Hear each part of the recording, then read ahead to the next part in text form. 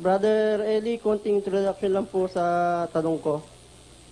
Bilang Katoliko, hindi namin alam ang lubusan na o tunay na katuwiran ng Diyos at ang ibang mga kautusan, sapagkat hindi naman ito na ituturo sa amin ng aming paring Katoliko.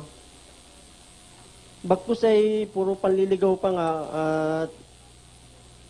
at madalas nga ay ginagawa namin yung mga bagay na hindi naman namin lubos talagang nalalaman kung bakit namin ginagawa.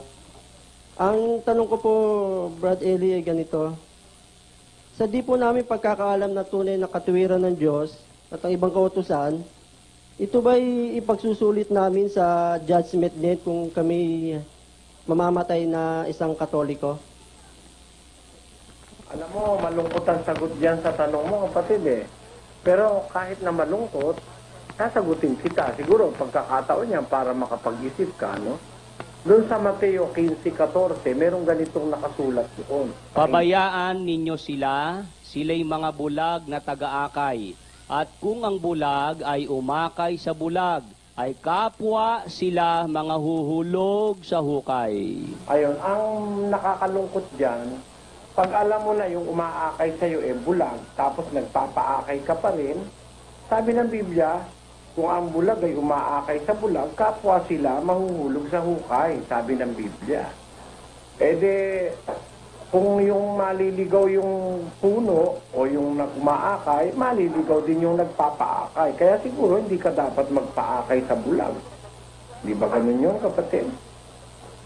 Kung alam mo ng mali, dapat alisin, umalis ka.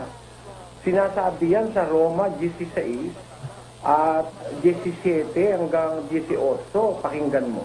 Ngayoy ipinamamahli ko sa inyo mga kapatid na tandaan ninyo yaong mga pinanggagalingan ng pagkakabahabahagi at ng mga katitisuran laban sa mga aral na inyong nangapag-aralan at kayo'y magsilayo sa kanila.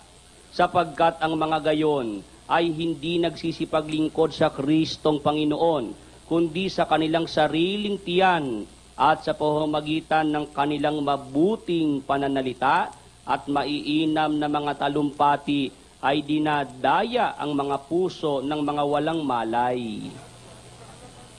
Maliwanag yon, kapatid, na pagka nakita mo yung mga taong gano'n na nagtuturo ng mga aral laban sa aral na itinuro ng mga apostol, ang sabi, tandaan ninyo yon, sabi ng apostol na si Pablo, kayo'y magsilayo sa kanila, humiwalay ka ron, sapagkat sila ang hindi naglilingkod sa Kristong Panginoon, kundi sa kanilang sariling tiyan.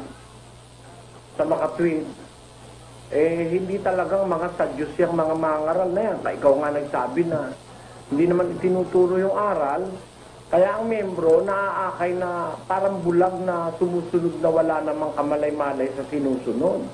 Nakakalungkot yun, kapatid, na maisip. May mga ministro o mga taga-akay ng kaluluwa ng tao, wala silang pakialam, maligaw ka, matuto ka, maintindihan mo yung salita ng Diyos o hindi, wala silang pakialam. Ang pakialam nila, pag nagpabinyag ka, magbabayad ka. Nagpakasal ka, magbabayad ka. Nagpamisa ka, magbabayad ka. Lahat ng kilos nila, binabayaran mo. Pero wala silang kiber o wala silang malasakit sa kaluluwa mo kung ikaw ba'y madadala nila sa kaligtasan o hindi.